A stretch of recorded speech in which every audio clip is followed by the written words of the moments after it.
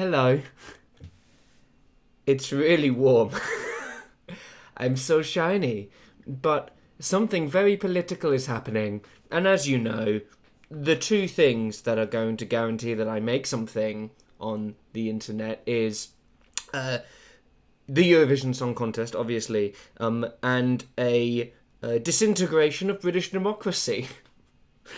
So here we are. Boris Johnson isn't going to be Prime Minister for very much longer. Very happy about that, I will say. The instability that has come from his resignation, not ideal, but you know what? The Consevative Party have really pulled their finger out and are rapidly going through the motions to try and find out who our next Prime Minister is going to be by way of becoming the leader of the Conservative Party. So once again, the group of 300 and something members of Parliament and then the 100,000 or so members of the Conservative Party who, let's just say, are not necessarily hugely representative of the wider British public, they are going to decide who's going to represent us on the world stage and how we're going to be governed.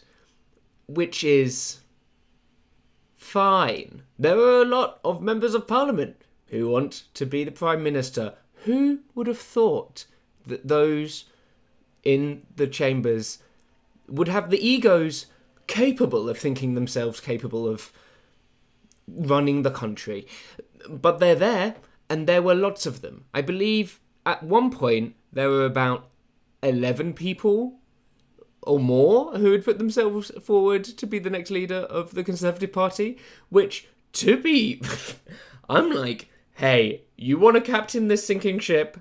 Go for it. That large number was then whittled down to 9, and MPs are currently going through the process of voting for who is going to go through to the next round. The Conservative Party is going to go through several rounds of voting until there's only 2 left, and then over August it looks like they're all going to go out to Conservative members, do hustings there, and then we'll have a new Prime Minister if nobody drops out by the beginning of September.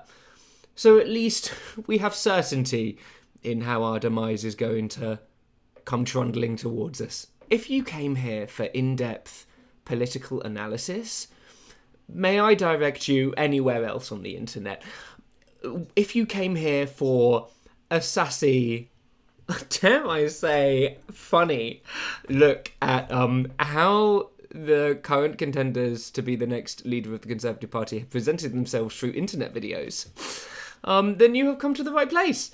So I'm going to go through the first round, so all 8 of the members of Parliament who have put themselves forward to be the next Prime Minister, and we're going to watch the videos that they have put up, mainly on Twitter, because some of them are fucking funny. And the reason I wanted to do this, excuse my shiny forehead, I moisturised today, is because the vast majority of them terrify me in terms of their approach to politics, the tone that they have, the fights they choose to pick. There are many who have chosen to attack wokeness. A lot of them are bringing up that they don't know what a woman is, and that there's nothing wrong with sending refugees fleeing war and persecution to a developing country that doesn't have the resources to be able to look after them properly.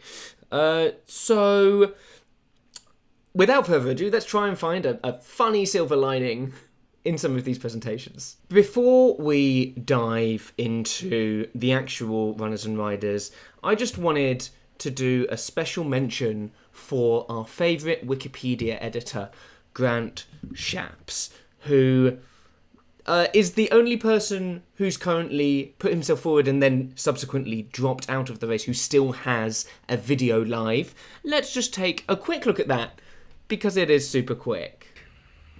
My case for leadership is simple. I can plan, I can deliver, I can communicate, I can campaign, I can help you win your seat.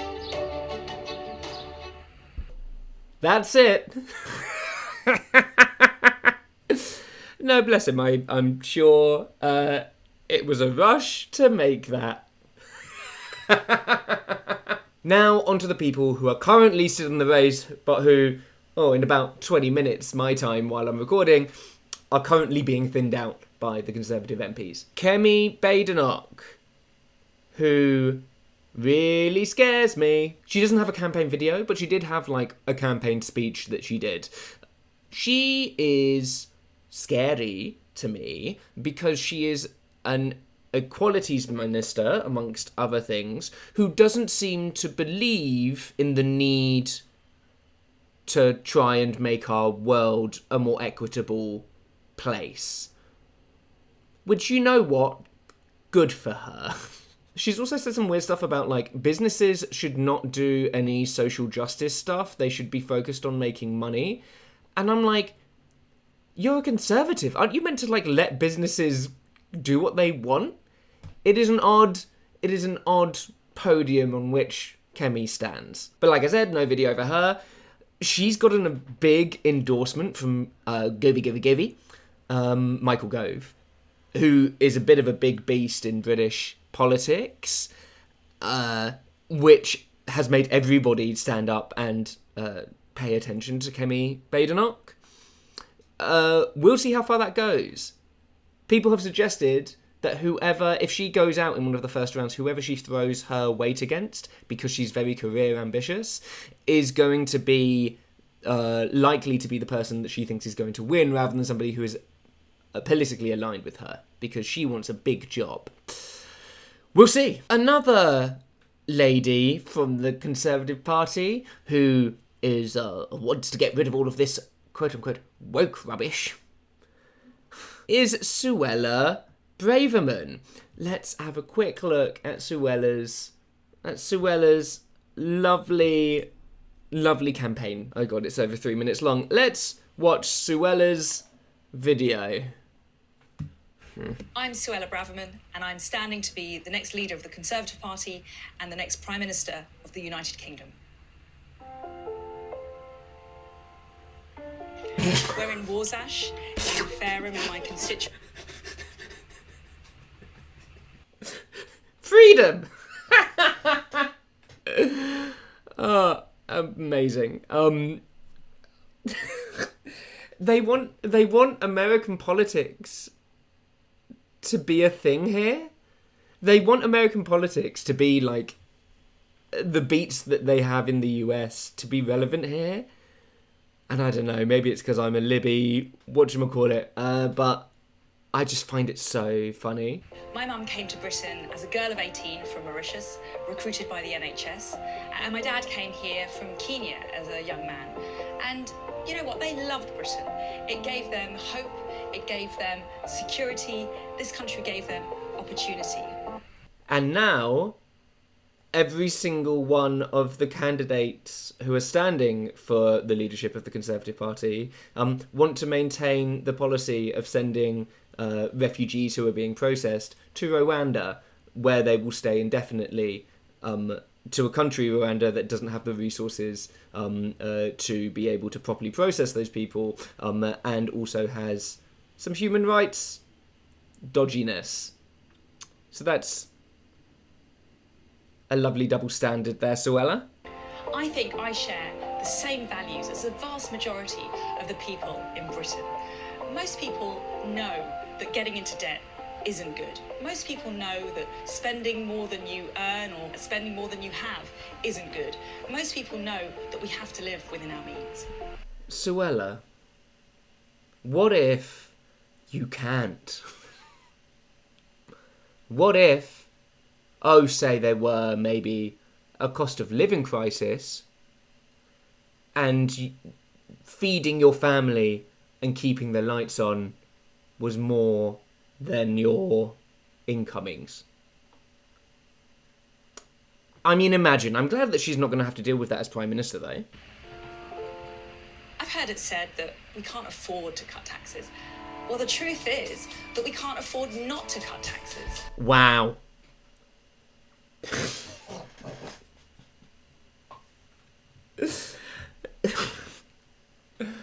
It makes me sad. I think it's all of the contenders for this have laid themselves out as wanting to cut taxes now.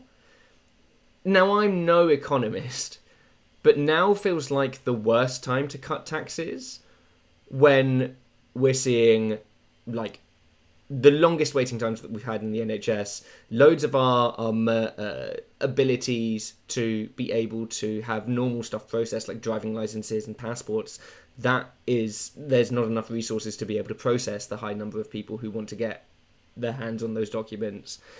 We have a deficit in education from COVID. Like, I believe, like, reading skills are months behind where they should be.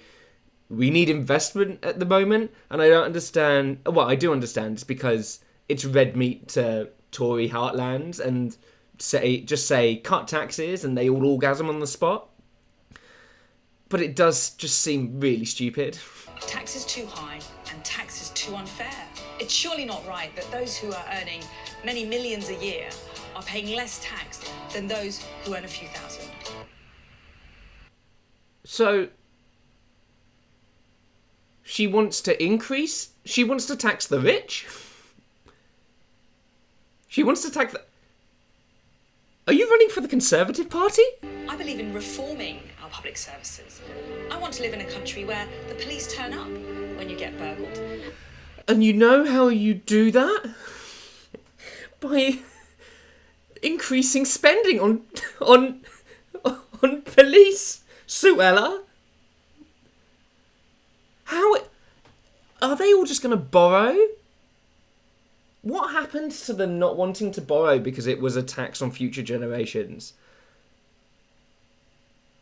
Oh my god, this is only the second candidate. I need to get through this. If you share my values and my vision for Britain, then please do vote for me as the leader of the Conservative Party and the Prime Minister of the United Kingdom.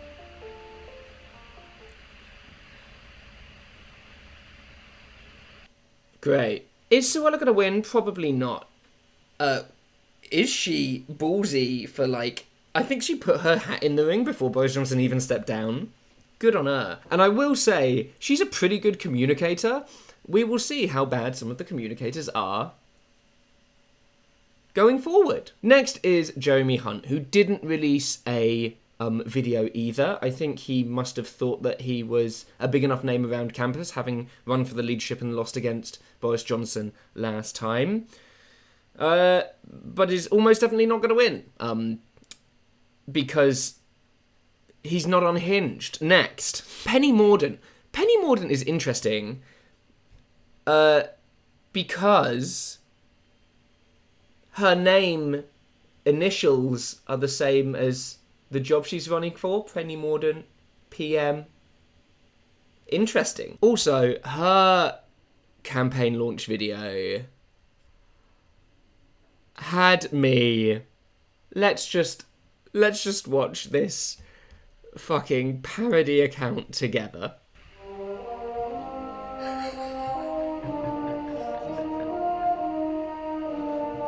We're starting the process of electing a new leader of the Consevative Party.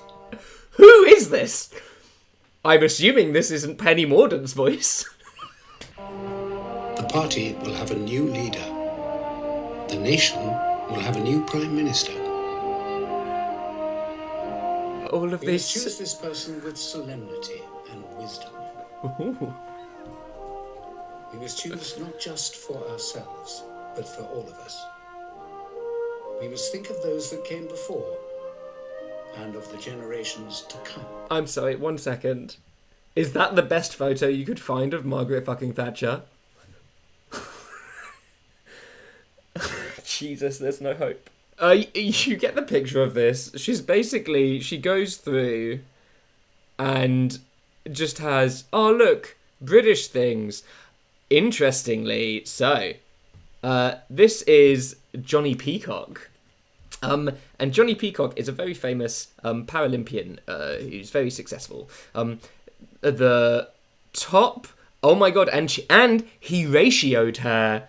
Johnny Peacock said, I officially request to be removed from this video. Anything but blue, please. Saying that he doesn't consent to be in Penny Mordaunt's inspirational Conservative voter video. It looks like he's been removed, but that video is still up. So Johnny, I mean, can you sue her? I'm not a lawyer, don't listen to me. But the crazy bit about Penny Mordaunt's video is that this is the only bit that she's in. Our leadership has to change. It needs to become a little less about the leader and a lot more about the ship. I'm Penny Mordaunt, and I'm ready to serve as the next leader of the Conservative Party.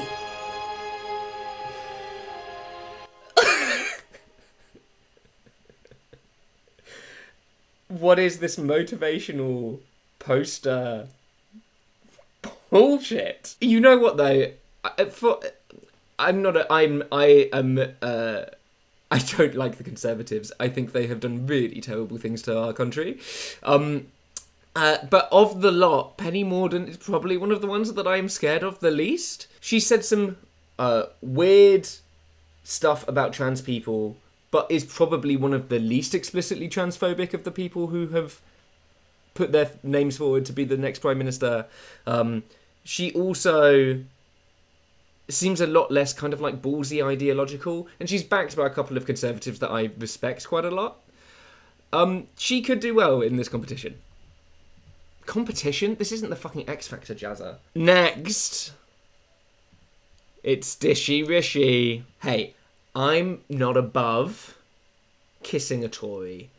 If you are a hot Tory and you don't mind me trying to fix you, hey, we can have a great time. I'm fantastic in bed. And Dishy and Rishi is short but dishy.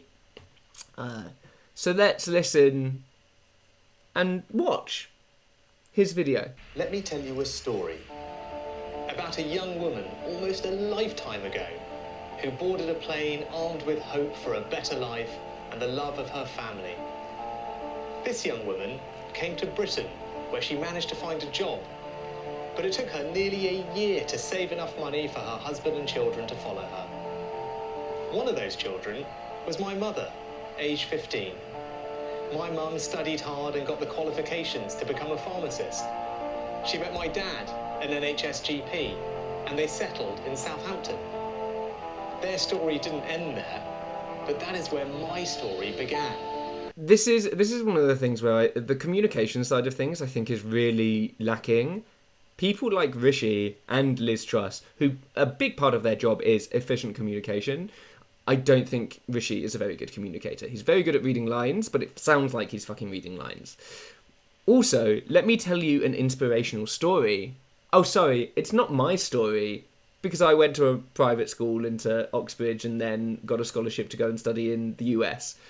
Rishi's story, the inspiration comes from his grandparents and comes from his parents and the struggle that they had. Rishi had it easy, and I think that needs to be pointed out. There are other people who are running or were running. Sajid Javid, who is like legitimately the son of a bus driver. Nadeem Zahawi, who came here as a refugee from Iraq, as a 10-year-old speaking no English. Like, there are some really inspirational stories of those who are running for the leadership. Rishi's, I'm sorry, is not a particularly inspiring story. He's worth like 500 million. He's fine. Rishi used to be the Chancellor, so in charge of kind of like the finances, and was one of the first people to resign in this wave from Boris Johnson's government. And so in that way, sure, fine. He's pretty much the only person who's not promising to cut taxes and is like trying to be like, it's going to be tough, like we have a recession coming probably. Cutting taxes is not the thing that is going to... It's not the one. Now is not the time, and this is not the one. I wouldn't be terrified of Rishi as a Prime Minister. I don't like it. He's also probably... He's gotten the most backing from members of Parliament, and it looks like he's probably going to be in the final two. He could be the UK's first non-white Prime Minister. And I suppose technically kind of like Suella and Kemi as well, but Rishi really does have a big chance. What does that say about Labour and the fact that they've only ever put forward white men for the job? they've only ever had white men run the party, and they're meant to be there for social justice, creating opportunity for people. Whereas it looks like the Tories are actually doing a bit better. Think about it. Speaking of poor communicators, Liz Truss is here, who gave us the opening up pork markets gem from Consevative Conference several years ago. That lives rent-free in my fucking brain. Liz Truss still is the Foreign Secretary. Let's see what her Liz for Leader campaign is about. The United Kingdom is a great country, and I know that a united Conservative Party can unleash the potential of all the people who make our country so great. To win the next election, we need to deliver, deliver, and deliver for the British people. Is she gonna murder me? Do you see what I mean about she's dead behind the eyes? Like she's not even here, and I'm worried for my safety. Also, whose garden is this? Important questions. I know that our country's best days lie ahead. As Prime Minister, I will lead a government committed to core Conservative principles: low taxes, a firm grip on spending, driving growth in the economy, and giving people the opportunity to achieve anything they want to achieve, regardless of their background. We face major challenges as a country, from the economy to security to the environment. And I love our country. I want the best for us all, and I'm the person to deliver that.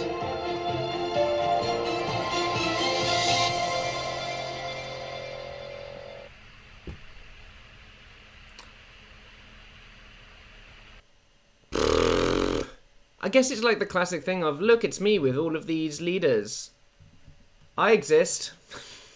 She's really, really popular with the Tory party base, who make the ultimate decision. So if Liz can get through to the final round, she actually has a really good chance of becoming Prime Minister.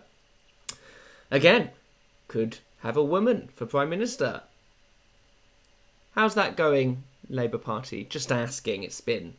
You've had time. Next is Tom Tugendhat, who's actually pronounced Tugendhat. He is a military person. People like him because he seems sensible. Let's look at his video. Oh, Tom releasing a square video. Somebody's planning on putting this on Insta. I'm Tom Tugendhat. We know that trust in our politics is collapsing. We're facing a cost of living crisis at home and threats abroad. We need seriousness and integrity back in our government. It's time for a clean start. We were elected on a promise to deliver a better future for Britain. Now that promise is at risk. I've shown that I can lead where it matters, that I will stand up and be counted. I've served our country in uniform and in Parliament, and I'm ready to serve again. It's time for a clean start. Elect me leader of the Conservative Party and Prime Minister of this great United Kingdom, and I will lead us together towards a better future.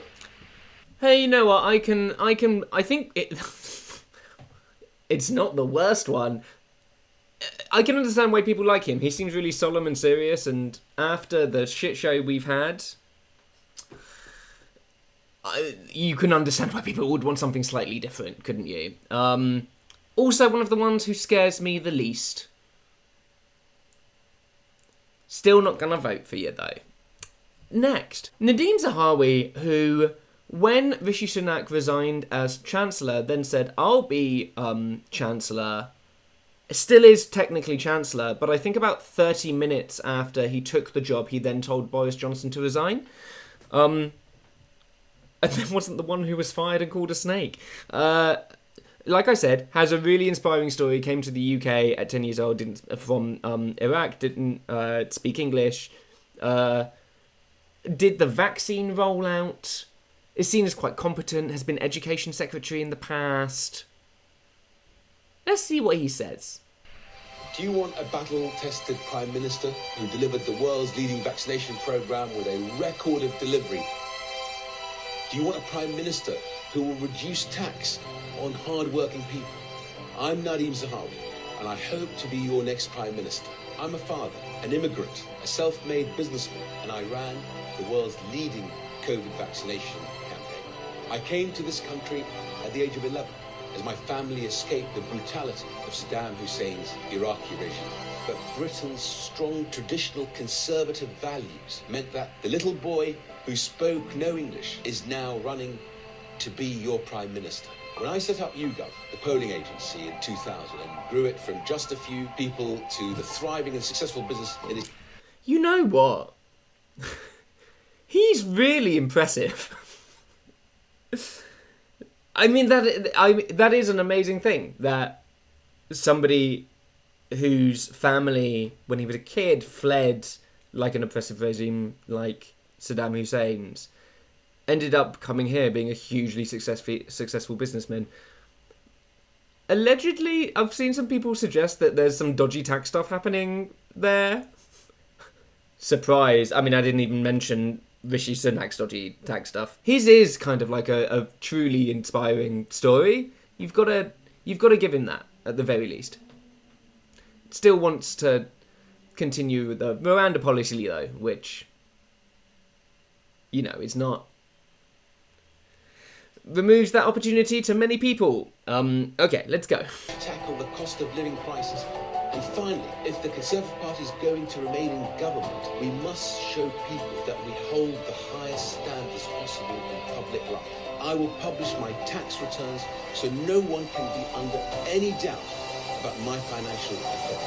This is my vision of Britain, and a vision people across the United Kingdom can buy into now and in the future. I've lived the British dream. Now I want as many people to have their British dream come true too. I am Nadeem Sahar, husband, father, businessman, former vaccines minister, education secretary of state and chancellor. British by choice, conservative by conviction, and with your support, your next Prime Minister. I think that's a really good video. British by choice, conservative by conviction is a great tagline. The NZ4PM looks like a really cheap number plate. I think he's the best one. If I had to choose one, I'd choose him. There we go. So I've just opened up my phone and found out that Nadeem Zahawi, who I literally seconds ago just said was probably the best one, is out of the Conservative race. Him and Jeremy Hunt, who didn't have a video, clearly the reason why. Neither of them got enough votes, and so they're out of the contest. We're all fucked. So after the first round, Rishi Sunak led with 88 votes. Penny Mordaunt got 67. Liz Truss got 50. And then everybody else, I guess, were like also rans, but got over the 30 that they needed to be able to get through to the next round. How interesting. How interesting. This video is going to age poorly, but hopefully the bants of me roasting those godforsaken videos helps maintain its entertainment value. Let's try and keep it positive. Who are you least scared about as the Prime Minister? You know, if we're not laughing, we're crying. Whose video do you think was better? Were you also terrified of the eye contact that Liz Truss made with you, specifically when speaking to the camera? Let me know. If you enjoyed this video, the all-seeing YouTube algorithm has determined that this is the video that you should watch next. Also, click the subscribe orb, because it's really the only way you can guarantee that you're ever going to know when I upload a video, because I'm just so random like that. Bye.